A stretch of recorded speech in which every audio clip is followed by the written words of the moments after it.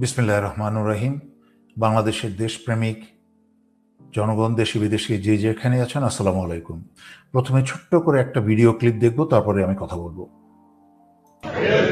হে জনক, হে জনক, আমরা যতক্ষণ তোমার অপমানের বদলা নিতে না পারবো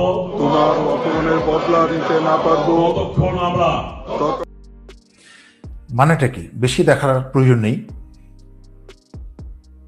বাংলাদেশের ভিতরেই, হয়তোবা ঢাকার ভিতরেই আওয়ামী লীগ তারা আবার শপথ গ্রহণ করছে হাসিনাকে দেশে নিয়ে আসার জন্য। বিষয়টা হাসিনাকে দেশে নিয়ে আসতে পারলো কি পারলো না, কি বললো শপথে, কি বললো, সেটা গুরুত্বপূর্ণ বিষয় না।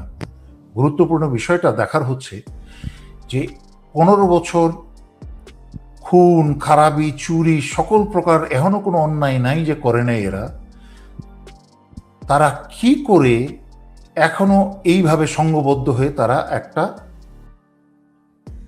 ওয়াদা করতে পারে বা কাজকর্ম করতে পারে। এটাতে বোঝা যায় যে এই সরকারের, বর্তমান সরকারের অবস্থানটা কতটা দুর্বল।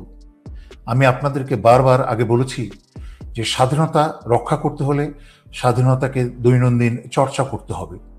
তাই কি হচ্ছে সেগুলো বুঝতে হবে, তার অন্তর্নিহিত অর্থগুলো বুঝতে হবে এবং আপনাদেরকে সচেতন থাকতে হবে।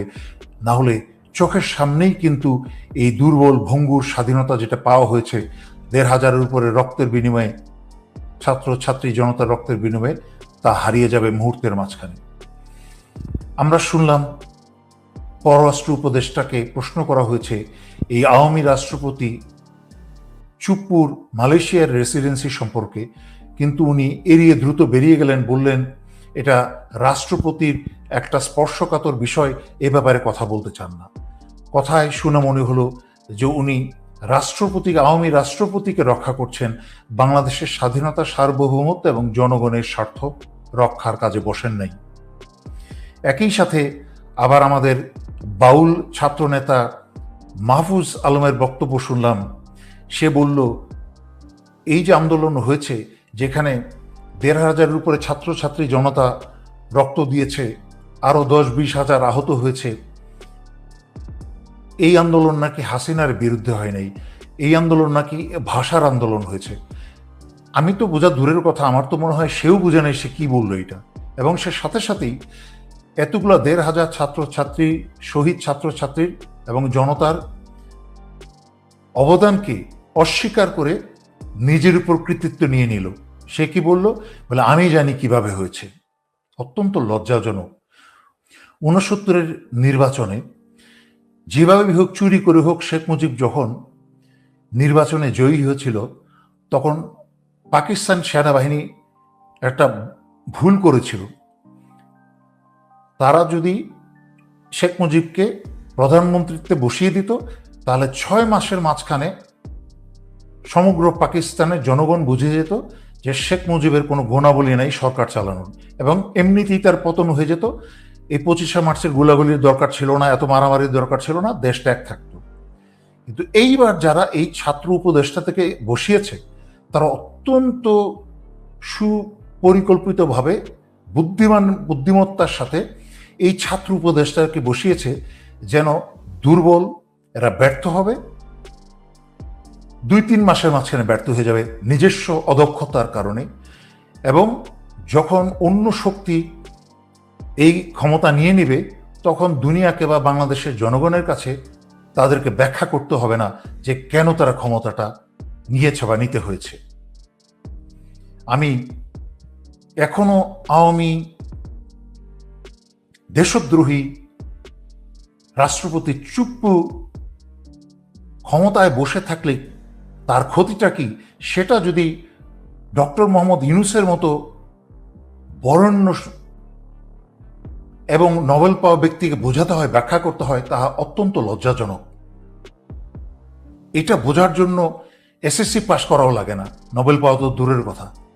যে 15 বছর যেই সরকার অত্যাচার করেছে, খুন খারাপি, চুরি করেছে, দেশদ্রোহী করেছে, ভারতের হাতে দেশটাকে তুলে দিয়েছে, সেই সরকারের এবং ভারতের নির্ধারিত এক দেশদ্রোহী চুপ্পু রাষ্ট্রপতি এখনো কেন বসে আছে?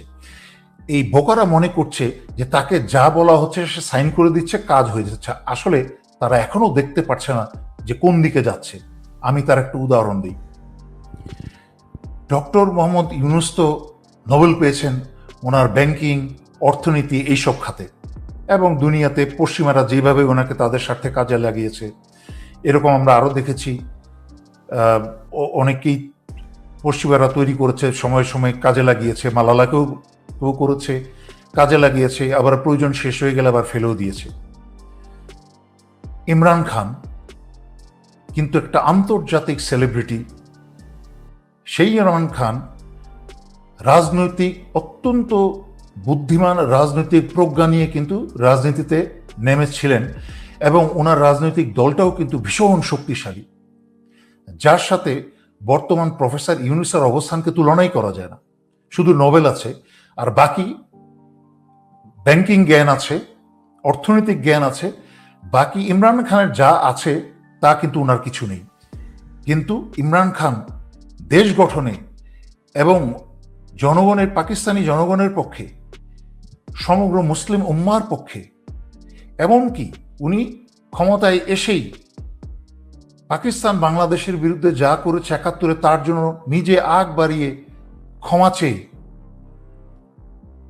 উনি কিন্তু সম্মুখে বাড়ছিলেন। এত ব্যস্ত হয়ে পড়েছিলেন যে উনি ওনার নিরাপত্তার বিষয়টা দেখতে পারেননি।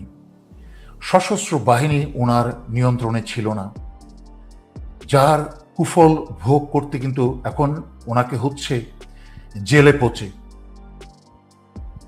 শুধু ইমরান খানকেই কুফল ভোগ করতে হচ্ছে না, সমগ্র পাকিস্তানকে এবং তথা মুসলিম উম্মাকে কিন্তু তার কুফল ভোগ করতে হচ্ছে, শুধুমাত্র নিরাপত্তার মতো গুরুত্বপূর্ণ বিষয়টা মাথায় না রাখার কারণে। তেমনি এই বর্তমান ডক্টর ইউনূস সরকার যেই কচি কাঁচার আসন নিয়ে বসেছেন, এই যে মাহফুজের মতো বাউলদেরকে নিয়ে বসেছেন, এবং বাকি আওয়ামী বেনিফিশিয়ারির আশেপাশে সবাইকে, জগৎ শেঠ, উমি চাঁদ, মির্জাফরদেরকে নিয়ে যেভাবে উনি এই তাসের ঘর বানিয়ে বসেছেন, এই তাসের ঘর কিন্তু ধসে পড়বে। তাই বলছি, বারবার এসে বলছি যে আপনার নিজের নিরাপত্তা নিশ্চিত করেন, আপনার সরকারের নিরাপত্তা নিশ্চিত করেন, এবং দেশ, বাংলাদেশ এবং জনগণের নিরাপত্তা নিশ্চিত করেন। আমি চাই আপনারা সফল হন, আমি চাই আপনারা সব গুছিয়ে তুলেন, কাজ করেন, কিন্তু কোথাও কিন্তু তার দৃশ্যমান কিছু দেখা যাচ্ছে না, কিছু নাটক ছাড়া। আসিফ নজরুল কার্যগত কিছুই দেখতে পাচ্ছি না, কিছুই করছে না। এখনো বিচার বিভাগটাকে ১ মাস চলে গেল, বিচার বিভাগে গোছাতে পারল না। ডিজিটাল সিকিউরিটি অ্যাক্ট, যেটা হাসিনার স্বৈরাচারী আইন, সেটাকে বাতিল করতে পারল না এখনো। সেটা তো বাতিল করে দেওয়া পরের দিনে সেই বাতিল করে দেওয়া উচিত ছিল, কিন্তু তা না করে সে আওয়ামী লীগের সাফাই গাইতে শুরু করলো। হচ্ছেটা কি? এর মাঝখানে উনি যাচ্ছেন যুক্তরাষ্ট্রে। যদি উনার কোনো উপদেষ্টা আমার কথা কানে গিয়ে থাকে, দয়া করে উনাকে বলুন যুক্তরাষ্ট্রের সাথে একটা কৌশলগত সম্পর্ক উনি যেন রাখেন, কিন্তু যুক্তরাষ্ট্রের সাথে যেন কোনো প্রকার চুক্তি না করে ফেলেন। মনে রাখবেন, যুক্তরাষ্ট্রের সাথে কোনো চুক্তি করবেন, চুক্তি করার সাথে সাথেই যুক্তরাষ্ট্র কিন্তু এই বাংলাদেশকে ভারতের কাছে সাব কন্ট্রাক্ট দিয়ে দিবে। যেই লাও সেই কদু হবে, নিয়ন্ত্রণটা কিন্তু ভারতের কাছে ছেড়ে দিবে। কারণ কমলা হ্যারিস যদি ক্ষমতায় চলে আসে, মনে রাখতে হবে কামালা হ্যারিস হচ্ছে যুক্তরাষ্ট্রের ঋষি সুনাক। ঋষি সুনাককে মনে আছে তো? একদম কট্টর ভারতীয় লোক। একইভাবে কিন্তু কামালা হ্যারিসও কিন্তু ভারতীয় লোক। এদের কিন্তু নীতির ভিতরের দ্বৈত নীতির পরিবর্তন হয় না কখনো। যদি কামালা হ্যারিস ক্ষমতায় আসে, প্রেসিডেন্ট হয়, তাহলে প্রফেসর ইউনূসকে আর ওই আগে যারা অন্যান্য প্রেসিডেন্ট যেইভাবে ওবামা বা বিল ক্লিন্টন যেইভাবে সমর্থন দিয়েছে, পাশে থেকেছে, সেই সমর্থন কিন্তু দিবে না।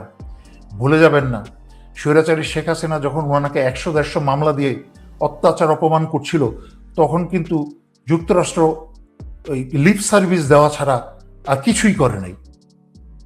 তাই আমি ডক্টর ইউনূসকে বলবো, আপনার প্রথম শক্তি হচ্ছে এই দেশের জনগণ। আগে দেশটাকে গুছান।